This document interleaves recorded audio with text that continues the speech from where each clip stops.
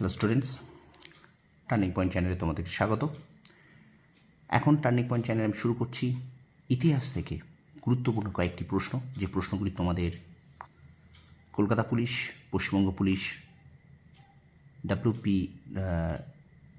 পিএসসির miscellaneous clerkship, SSC, MTS, যে কোনো সরকারি চাকরি পরীক্ষার ভীষণ উপযোগী, এমনকি রেল এনটিপিসি এবং রেল গ্রুপ ডির জন্য। চলো শুরু করি ক্লাসটি। প্রথম থেকে শেষ পর্যন্ত দেখবে ভিডিওটি। চলো শুরু করি।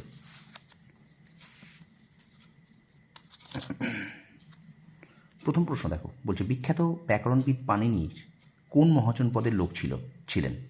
উত্তর গান্ধার। বিখ্যাত ব্যাকরণবিদ পাণিনি কোন মহাজন পদের লোক ছিলেন? গান্ধার।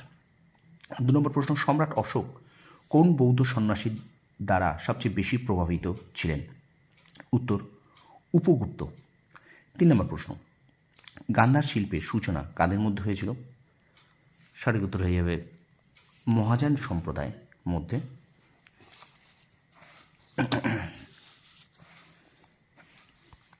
তারপর দেখো, বৌদ্ধরা কাকে গৌতম বুদ্ধের অবতার হিসেবে বিবেচনা করে থাকে? উত্তর কল্কি। পরের প্রশ্ন, মহাবীরের প্রকৃত নাম কি? উত্তর বর্ধমান। পরের প্রশ্ন, কোন গাছের নিচে বুদ্ধদেব মোক্ষ লাভ করেছিলেন? উত্তর পিপুল। দ্য লাইট অফ এশিয়া বইটি মূলত কার ওপরে লেখা? উত্তর গৌতম বুদ্ধ। স্টুডেন্টস, ভিডিওটা ভালো লাগলে অবশ্যই চ্যানেলটা শেয়ার করো, সাবস্ক্রাইব করো এবং পাশে থাকা বেল আইকনটি প্রেস করে রেখো। আমি কিন্তু তোমাদেরকে কন্টিনিউ ক্লাস দিয়ে যাচ্ছি এবং তোমাদের আমি আগেও বলেছি, আমার ক্লাস থেকে তোমরা অবশ্যই উপকৃত হবে। আমার চ্যানেলগুলো যেগুলো আমি তোমাদেরকে ক্লাস করাচ্ছি সেগুলো অবশ্যই ভীষণ হেল্পফুল যে কোনো সরকারি চাকরি পরীক্ষার জন্য।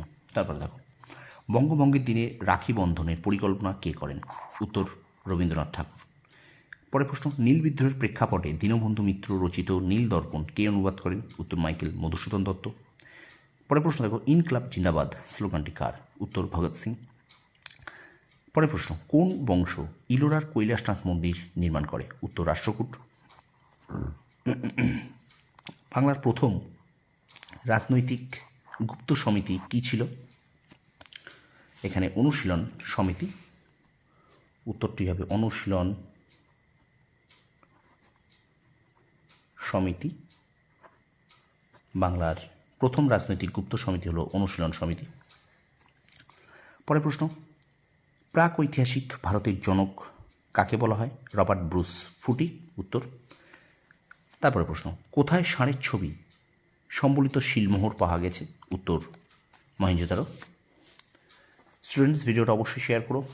আমি তোমাদেরকে বারবার বলছি, খুব ইম্পর্টেন্ট ক্লাস আমি তোমাদেরকে দিচ্ছি, যে কোনো সরকারি চাকরি পরীক্ষার জন্য গুরুত্বপূর্ণ। এবং আমি তোমাদেরকে বলে দিতে পারি, তোমরা যে পরীক্ষাগুলো দেবে সেই পরীক্ষাগুলো আমি ক্লাসগুলো যেখান থেকে করেছি সেখান থেকে কমন পড়েছি না।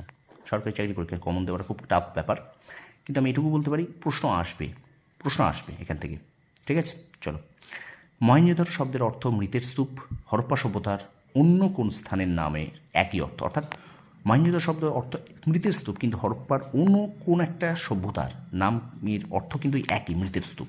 উত্তর হয়ে যাবে লোথাল। ঠিক আছে। পরের প্রশ্ন,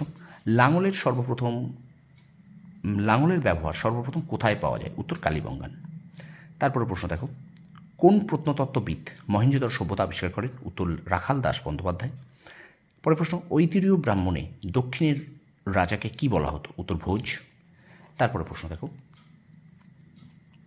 দশরাজার যুদ্ধ কোন নদীর তীরে হয়েছিল? উত্তর পুরুষনী বা রেবি নদীর তীরে। তারপর প্রশ্ন দেখো, নিস্ক শব্দের অর্থ কী? মুদ্রা। এবং আজকে শেষ প্রশ্ন, প্রাচীন ভারতবর্ষে কোন লিপি ডান দিক থেকে বাঁ দিকে লেখা হতো? উত্তর খরষ্টি লিপি। ঠিক আছে। তো স্টুডেন্টস, এই ছিল ইতিহাস থেকে ভীষণ গুরুত্বপূর্ণ কয়েকটি প্রশ্ন। তোমরা খাতায় নোট করে নাও, বারবার পড়তে থাকো। এবং আমি আশা করি এগুলো কিন্তু তোমাদের যে কোনো সরকারি চাকরি পরীক্ষার জন্য ভীষণ হেল্পফুল হবে। ভিডিওটা যদি ভালো লেগে থাকে অবশ্যই চ্যানেলটা শেয়ার করো, সাবস্ক্রাইব করো আর পাশে থাকা বেল আইকনে প্রেস করে রেখো। তোমরা সফল হও, তোমাদের সাফল্য কামনা করি। ধন্যবাদ।